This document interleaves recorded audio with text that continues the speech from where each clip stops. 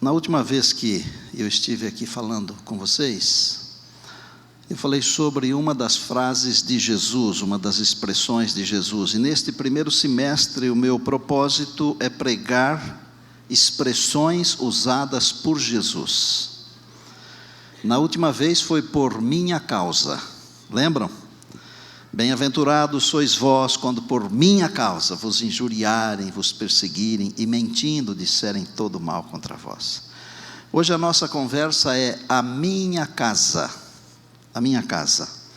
E eu quero fazer como introdução a leitura de um texto que não é o texto base da nossa consideração, mas para nortear o nosso pensamento sobre a importância de se pregar a palavra de Deus, e não fábulas e outras ias que existem por aí.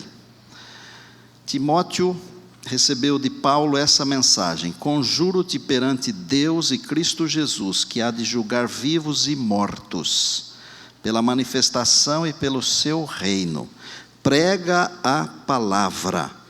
Insta, quer seja oportuno, quer não, corrige, repreende, exorta com toda longanimidade e doutrina. Pois haverá tempo em que não suportarão a sã doutrina, pelo contrário, cercar-se-ão de mestres segundo as suas próprias cobiças, como que sentindo coceira nos ouvidos, e se recusarão a dar ouvidos à verdade, entregando-se às fábulas. Tu, porém, sê sóbrio em todas as coisas, suporta as aflições, faz o trabalho de um evangelista, cumpre cabalmente o teu ministério. Essa é a missão de um pastor de Deus: pregar a palavra, exortar e cumprir o ministério. É verdade que alguns sermões, eles são um pouco mais delicados que outros, já perceberam? Os próprios discípulos, uma vez, está em João no capítulo 6 e no verso 60, quando Jesus falou que ele era o pão da vida e que quem não comesse a sua carne, não bebesse o seu sangue, não teria vida em si mesmo. Os discípulos falaram assim: é muito duro esse discurso, esse sermão. Algumas coisas da Bíblia, elas são um pouco mais fortes. E eu estou pensando que a minha casa é um desses assuntos fortes. Mas eu prometo a você que vou traduzi-lo numa linguagem gostosa, amável, e nós todos seremos abençoados. E o povo de Deus diz o quê? Amém. Então vamos pegar a palavra de Deus. Mateus capítulo 21. Lembrando que o tema é a minha casa.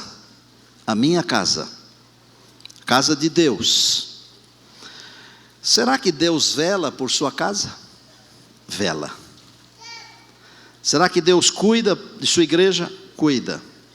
Deus cuida de nós. Mateus capítulo 21, por favor. Nós vamos ler a partir do verso de número 12. Mateus capítulo 21. Se encontrou, feche os olhos. Senhor, como nunca dantes, estamos tão perto da volta de Jesus. Assim como o Senhor cuidou do santuário, do tabernáculo e do santuário, o Senhor cuidou da igreja, o Senhor cuida deste templo aqui agora, mas o Senhor cuida também do templo que somos nós, do Espírito de Deus. Eu peço humildemente que a Tua palavra fale ao nosso coração, e que não seja a palavra de um homem aqui, mas de um anjo de Deus. Permita que sejamos sacudidos pelo Teu Espírito, e movidos à verdadeira adoração. Em Jesus oramos, amém. Eu estou com a Bíblia aberta em Mateus, no capítulo 21, verso 12 diz assim: tendo Jesus entrado no templo, expulsou todos os que ali vendiam e compravam. Também derribou as mesas dos cambistas e as cadeiras dos que vendiam pombas. E disse-lhes: está escrito, a minha casa será chamada casa de oração, vós, porém, a transformais em covil de salteadores. 14.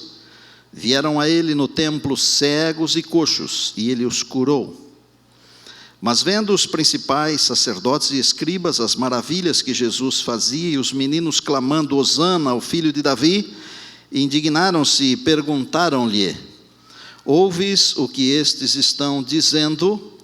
Respondeu-lhes Jesus, sim, nunca lestes, da boca de pequeninos e crianças de peito, tiraste o perfeito louvor, e deixando-os, saiu para a cidade de Betânia, onde pernoitou. Amados, esse é um texto muito interessante. Esta foi, na verdade, a segunda purificação do templo que Jesus fez. Jesus fez duas purificações, uma no começo do seu ministério, que não é relatada pelos evangelhos sinóticos, nem por Marcos, nem por Lucas e nem por Mateus, mas é registrada por João, a primeira. A primeira aconteceu mais ou menos por volta da primavera do ano 28, foi logo depois do batismo de Jesus. João apenas relata a primeira purificação do templo, está no capítulo 2, mas esta que nós acabamos de ler é a segunda, no final do ministério de Jesus. E eu queria que você me acompanhasse, eu quero ler aqui um trechinho que eu tirei de um livro chamado A Vida de Jesus. É um livro muito conhecido, muito amado, muito respeitado, de uma escritora norte-americana que eu reputo ser inspirada por Deus, Ellen Goldwhite. Na página 89, ela fala assim, no dia seguinte, Jesus entrou no templo. 3 anos antes, ele havia encontrado homens vendendo e comprando no átrio externo e os havia repreendido e expulsado. Agora, ao retornar, encontrou o mesmo comércio ali. O átrio estava cheio de bois, ovelhas e aves, que eram vendidos aos que desejavam oferecer sacrifícios por seus pecados. Os que se ocupavam desse comércio praticavam extorsão e roubo de toda espécie, e tal era a balbúrdia e o alvoroço do lado de fora, que os adoradores eram seriamente perturbados. Do que é que estamos falando, irmãos? Estamos falando de uma feira, estamos falando de um comércio dentro da casa de Deus. Quando comecei a preparar este sermão, eu pensei em trazer aqui um chicote, mas eu decidi não trazê-lo, porque você só se lembraria do chicote, e o que é mais importante aqui não é o chicote, mas como nós temos a tendência de pensar certas coisas, e quase sempre pensamos o que não é o melhor, o chicote não veio. O mais importante aqui, amados, é que aquele povo, eu estou falando daquele povo, hein? Se sobrar para você e para mim, pode ser que sobre. Aquele povo havia perdido de vista o objetivo do templo. Aquele povo havia perdido de vista o objetivo da adoração. Aquelas coisas que eles vendiam eram importantes. Por quê? Porque as pessoas precisavam oferecer sacrifícios, animais, aves. As moedas que eles trocavam ali no templo, era importante aquilo. Por quê? Porque não eram aceitas moedas estrangeiras no gasofilácio, nas salvas de ofertas daqueles dias. Os pombinhos que eram vendidos, as pessoas mais humildes ofereciam como sacrifício. Agora, não era pecado vender os pombinhos, trocar as moedas, não. O pecado é que os líderes se utilizaram disso daí para extorquir o povo de Deus. Existe alguma semelhança com os nossos dias hoje? Existe algumas semelhanças? Agora eu vou fazer um pedido para você. Eu não quero que você olhe para algumas igrejas que só falam em dinheiro, ok? E eu também não quero que você diga assim, este sermão seria espetacular para o meu pai.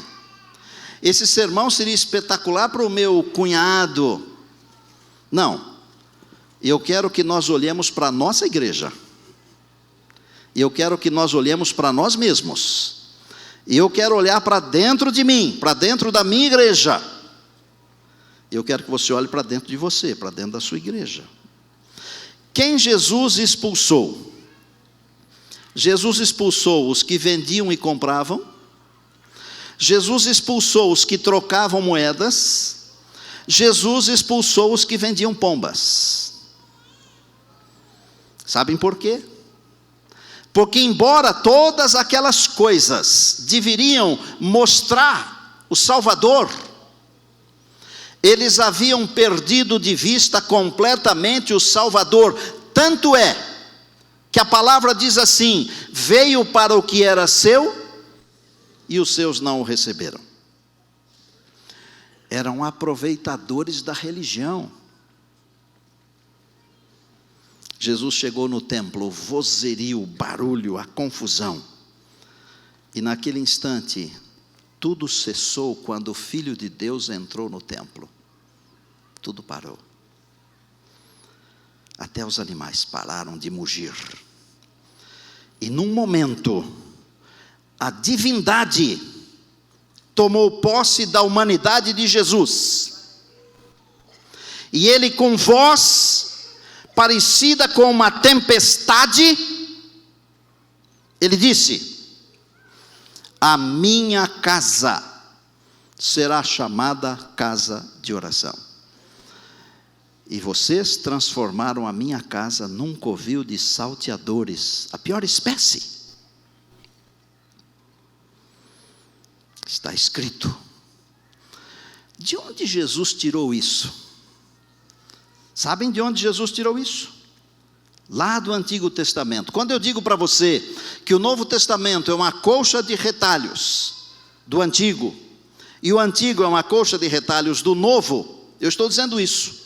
Jesus foi lá em Isaías, no capítulo 56, versos 6 e 7, onde, inspirado por Deus, o profeta, falando em nome de Deus, ele diz assim: todos aqueles que vêm para o meu templo serão enchidos com a alegria do Senhor, e eu os receberei na minha casa, porque a minha casa será chamada casa de oração para todos os povos.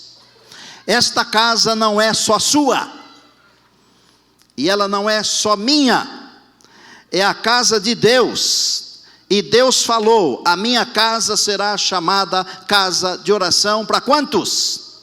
Para todos os povos. Por que será que Jesus não fez nada contra os animais e as aves? Já parou para pensar? Sabem por quê?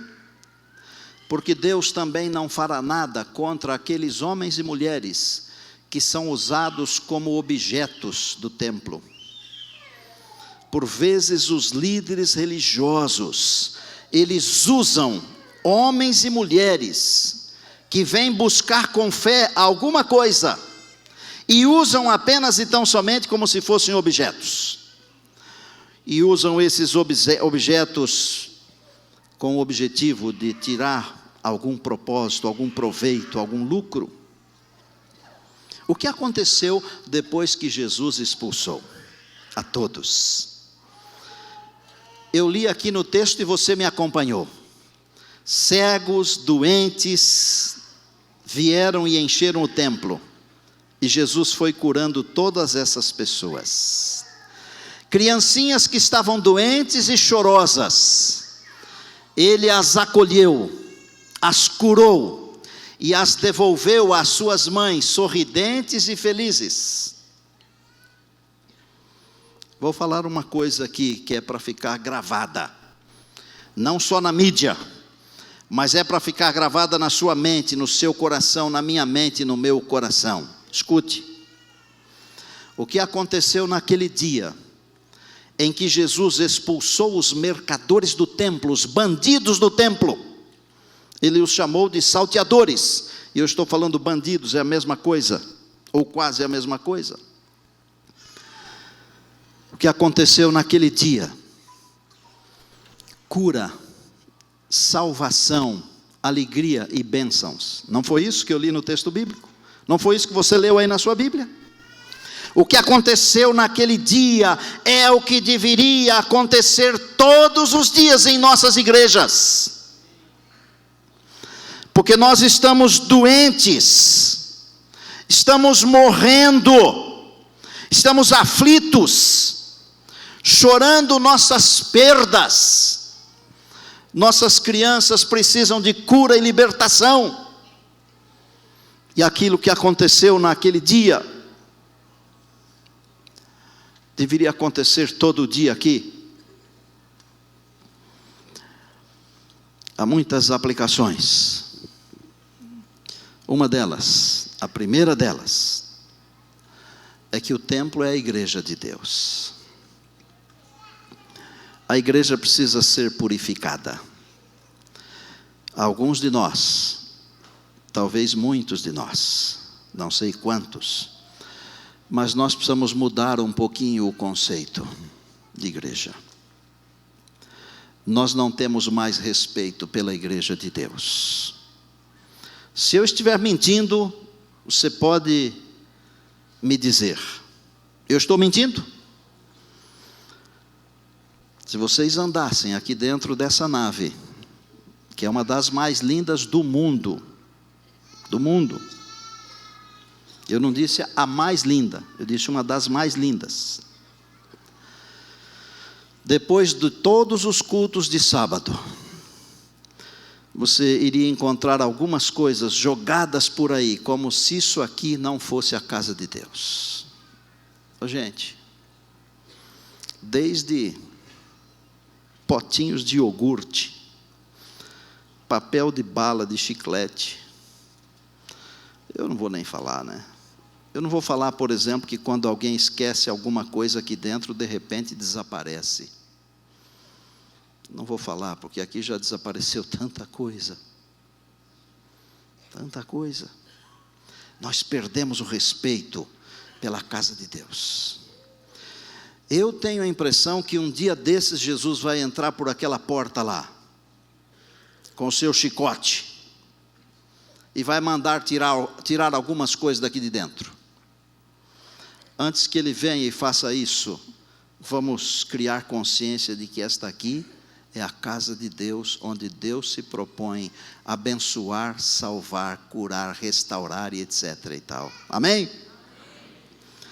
A igreja precisa ser purificada. É preciso limpar o templo, não só de sua sujeira, que é considerada lixo, mas do lixo espiritual. Amados, eu vou tocar num ponto aqui agora, que se doer um pouquinho, nós temos anestesia aí também. Porque a outra aplicação é que o templo é o nosso corpo. Em 1 Coríntios 6, a Bíblia diz que o nosso corpo é o templo de Deus. Nosso corpo, como templo de Deus, precisa ser purificado. O que eu vou falar que pode doer é o seguinte: aquilo que não serve para trazer aqui dentro do templo de Deus, não serve para ter dentro do templo do corpo. Não sei se vocês estão entendendo o que eu estou dizendo. Aquilo que não dá para eu usar no sábado, não dá para eu usar por aí. As palavras que eu não consigo falar aqui dentro, porque eu me sentiria envergonhado, envergonharia vocês, eu não devo falar ali fora. Os atos que eu acho que não posso praticar aqui dentro, eu não devo praticar ali fora, porque o templo que precisa ser purificado, também é esse aqui. E quando todos esses pequenos templos forem purificados, e nós nos reunirmos no grande templo, o grande templo estará purificado. Aleluia! Diga glória a Deus. Naqueles dias, não hoje, o culto havia se tornado uma desculpa para o comércio fraudulento. Os animais eram vendidos a preços exorbitantes. O culto era apenas uma desculpa para se tirar vantagem. Sabe que as pessoas de hoje também buscam tirar vantagens.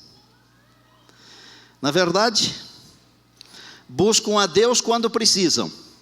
Quando não precisam mais de Deus, jogam a Deus no lixo. A grande pergunta que muitos não têm coragem de fazer, mas sentem no seu coração e na sua mente é: o que eu ganho em servir a Deus? Amados, nós devemos servir a Deus não para ganhar alguma coisa, porque o mais importante de tudo nós já ganhamos. Primeiro Deus nos deu. Não é preciso servir a Deus para ganhar. As pessoas que estão sendo enganadas nesse sentido é porque não conhecem Deus, porque primeiro Deus deu. O texto bíblico diz assim: Deus amou ao mundo de tal maneira que deu. Acabou. Deus deu. Você não precisa servir a Deus para ganhar as coisas. Mas a ideia de hoje é que eu tenho que levar vantagem. Os líderes daqueles dias dificultavam a aproximação do adorador daquele que deveria ser adorado. Eles colocavam viés, gargalos, entendem o que eu estou dizendo? Cercas, obstáculos. Em alguns aspectos, alguns de nós também colocamos obstáculos, cercas. Estou falando de igreja como um todo. Eu não estou tratando de um caso específico, porque alguém pode pensar assim: acho que ele está falando de mim. Eu não estou falando de você, eu estou falando de nós todos, de igreja. Lembram das indulgências da Idade Média? Cercas. Que diríamos do espírito capitalista de hoje? Deixamos de pregar um Jesus holístico que salva o ser todo. Como a gente diz, o ser humano é uno e indivisível, Jesus salva o todo, para pregar um Jesus financista. Sabiam? Para pregar um Jesus economista, que vai dar riquezas aos seus fiéis.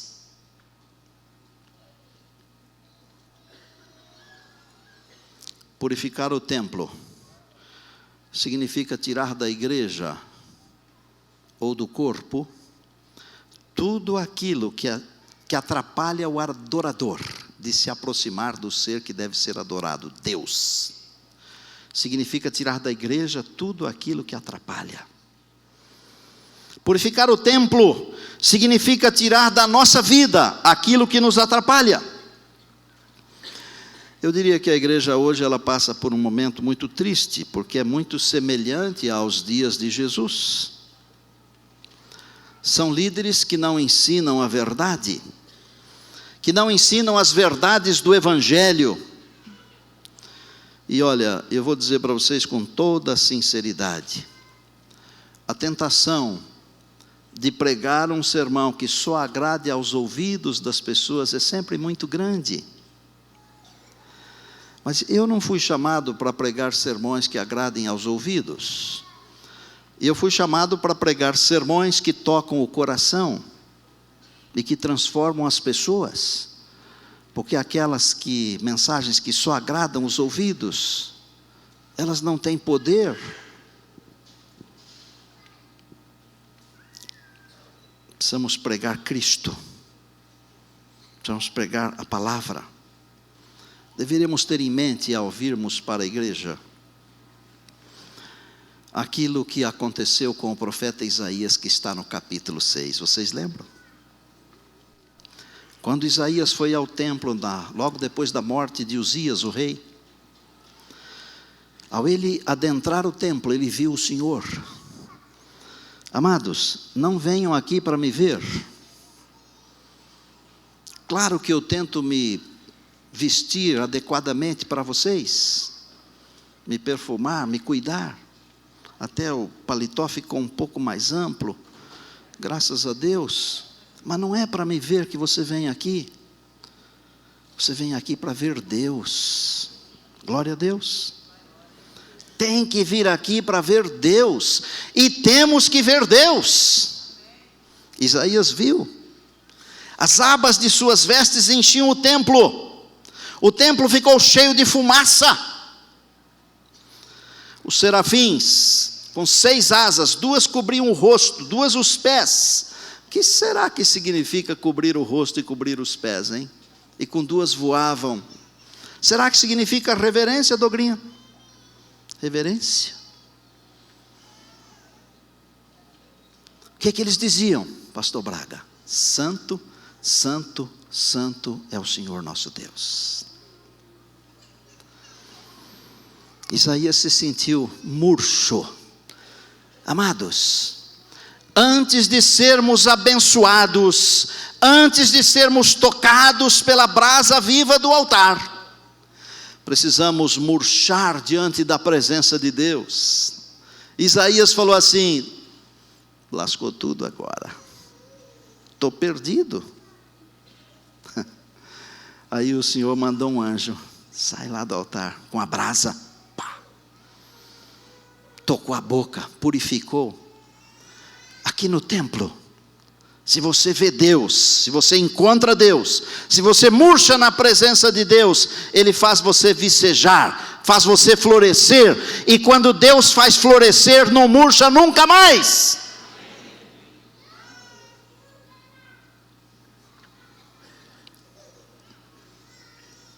A minha casa é lugar, estou falando em nome do Senhor Jesus, a minha casa é lugar de vida e salvação, é lugar de alegria e louvor.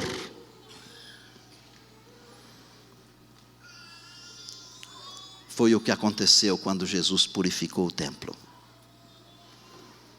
Vida, salvação, alegria e louvor. Nem os líderes entenderam. Os líderes queriam que as crianças parassem de cantar. E Jesus falou: vocês não leem a Bíblia não? Está escrito lá que são as criancinhas que produzem o perfeito louvor. Por isso Jesus nos convida a sermos como criancinhas. Eu vou fazer uma afirmação aqui para terminar. Quero que você grave isso.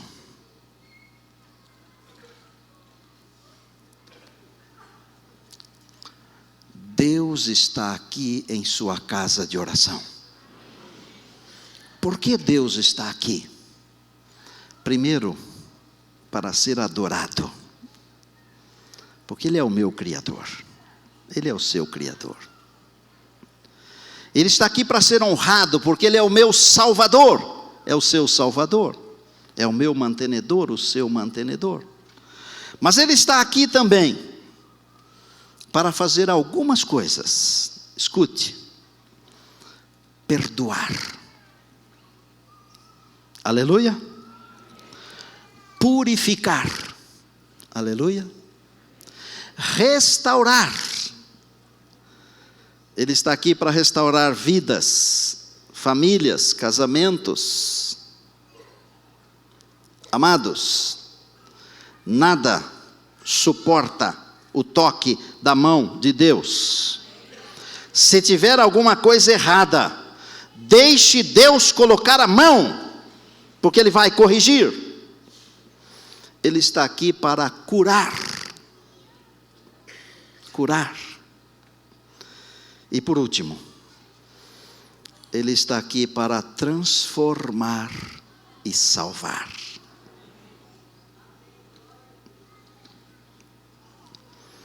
Você está pronto para ser tocado? Para ser perdoado, purificado, restaurado, curado, transformado, salvo? Esse é o lugar.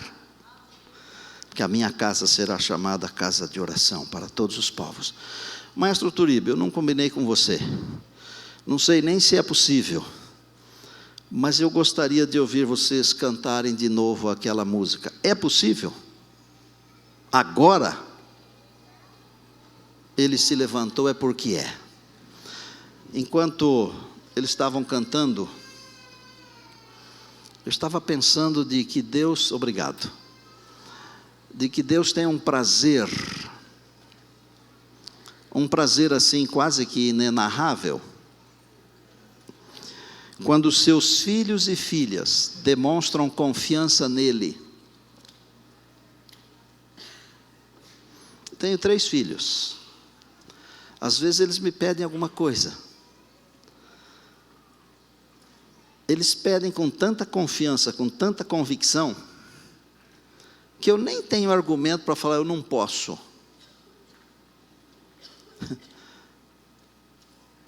Deus é muito melhor do que eu. É muito melhor. Incomparável. Deus tem um prazer tremendo em me atender quando eu demonstro confiança nele. Deus está aqui. Deus está aqui para purificar não somente esse templo aqui, mas também esse templo aqui. Irmãos, num período de tanta pornografia, tanta miséria, tanta corrupção, tanta coisa errada, e parece que o errado é o certo, não parece?